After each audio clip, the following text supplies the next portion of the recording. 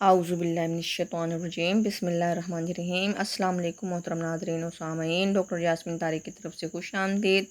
آپ دیکھ رہے ہیں نور چراغ انسائکلوپیڈیا آف قرآن پاک، چیپٹر نمبر 30، سورۃ روم۔ سورۃ روم قرآن پاک کی 21ویں پارے اتل ما اوحی میں ہے۔ بتائیے اس کا نام کس آیت سے ماخوذ ہے؟ اس سورت کی دوسری آیت روم سے۔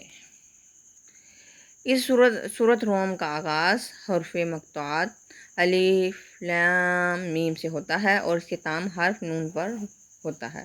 بتائیے اس کی کتنی آیات اور رکوع ہیں؟ یہ سورت 6 رکوعات پر مشتمل ہے اور تعداد رکوعات کے لحاظ سے 11ویں سورت ہے۔ اس میں 60 آیات ہیں اور کوئی آیت سدہ نہیں ہے۔ ترتیب نزولی کے اعتبار سے سورۃ روم 84ویں سورت ہے۔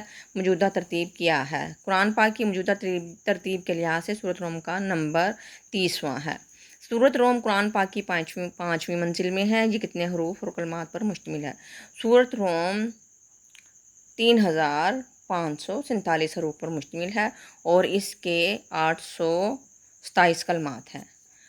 سورۃ روم کی وجہ تسمیہ بتا دیجیے۔ روم ایک ملک کا نام ہے چونکہ اس سورت میں رومیوں کے مغلوب ہونے کے بعد غالب ہونے کی پیشن گوئی کی گئی ہے، اس لیے اس سورت کا نام الروم رکھا گیا ہے۔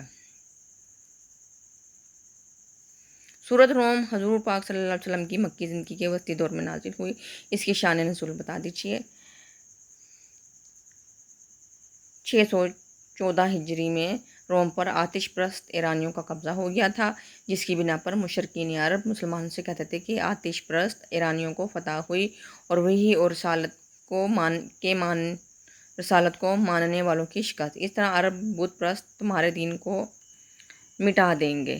اس کے جواب میں یہ سورت نازل ہوئی۔ تو یہ تھی ناظرین آج کی ویڈیو۔ امید ہے کہ یہ ویڈیو آپ کو پسند آئی ہوگی۔ اس کو لائک، شیئر اور سبسکرائب کریں۔ اپنی قیمتی رائے سے ضرور آگاہ کیجیے گا۔ اللہ حافظ۔